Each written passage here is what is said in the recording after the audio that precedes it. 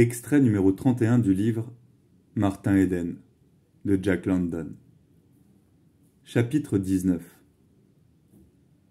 Je ne saurais trop conseiller à ma petite fille d'être prudente, lui dit un jour sa mère sur le ton de l'avertissement.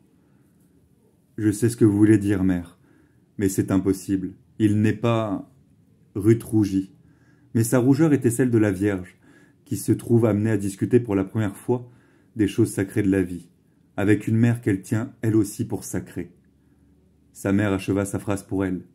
De ta condition, Ruth acquiesça. Je ne voulais pas le dire, mais c'est cela. Il est rude, brutal, fort, trop fort. Il n'a pas...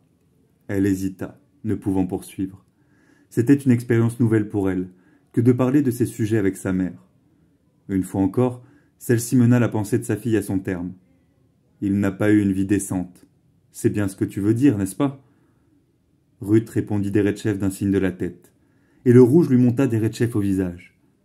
C'est exactement cela, dit-elle. Ce n'est pas sa faute, mais il a beaucoup joué avec... Avec le feu? Oui, avec le feu. Et il m'effraie. Parfois même, il me terrifie vraiment, quand il parle avec cette insouciance des choses qu'il a faites, comme si elles n'avaient aucune importance. Elles en ont pourtant, n'est-ce pas?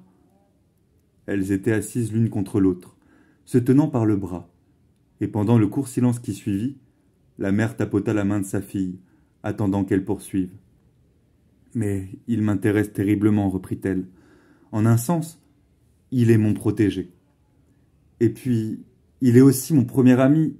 Non, pas exactement un ami, plutôt une combinaison de protégé et d'ami.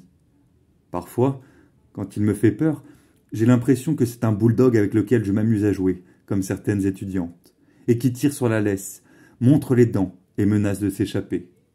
Sa mère attendait. Il m'intéresse comme pourrait le faire un bulldog, je crois. Il n'est pas sans qualité, d'ailleurs, mais il y a chez lui beaucoup de choses d'une autre nature, que je n'aime pas. Vous voyez, j'ai réfléchi. Il jure, il fume, il boit, il s'est battu avec ses poings, il me l'a dit, et il dit aussi qu'il aime ça. Il est tout ce qu'un homme ne devrait pas être, un homme dont je voudrais pour... Sa voix se fit murmure. Pour Marie. Et puis il est trop fort. Mon prince charmant devrait être grand, svelte, brun, élégant, envoûtant. Non, je ne risque pas de tomber amoureuse de Martin Eden. Ce serait la chose la plus affreuse qui puisse m'arriver. Mais ce n'est pas de cela que je parlais, repartit la mère de façon ambiguë. As-tu réfléchi à ce qu'il est? Ce n'est pas un parti envisageable.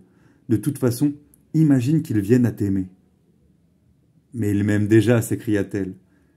Il fallait s'y attendre, dit Mrs. Morse avec douceur. Comment pourrait-il en être autrement, avec une personne telle que toi? Aulnay me déteste, dit-elle, avec véhémence. Et je le déteste. Quand il est dans les parages, je me sens devenir chatte. Il me semble qu'il faut que je sorte mes griffes, et quand je suis d'une humeur contraire, c'est lui qui sort les siennes. Mais avec Martin Eden, je suis heureuse. Personne ne m'a jamais aimée avant lui. Aucun homme. Veux-je dire de cette façon? Il est doux d'être aimé, de cette façon. Vous comprenez ce que je veux dire, mère chérie? Il est doux de se sentir vraiment, profondément femme. Elle enfouit son visage dans le giron de sa mère, et dit avec des sanglots dans la voix, « Vous pensez que je suis une horreur? Je le sais, mais je suis honnête, et je vous dis les choses exactement comme je les ressens. » Mrs. Morse était étrangement triste et heureuse. Sa petite fille, titulaire d'un diplôme de licence, n'était plus. Une jeune femme avait pris sa place. L'expérience avait réussi. Le vide singulier qui béait dans la nature de Ruth avait été comblé. Comblé sans danger ni peine. Ce rude marin avait bien joué son rôle d'instrument. Et bien que Ruth ne fût pas amoureuse de lui, il l'avait éveillée au sentiment de sa féminité.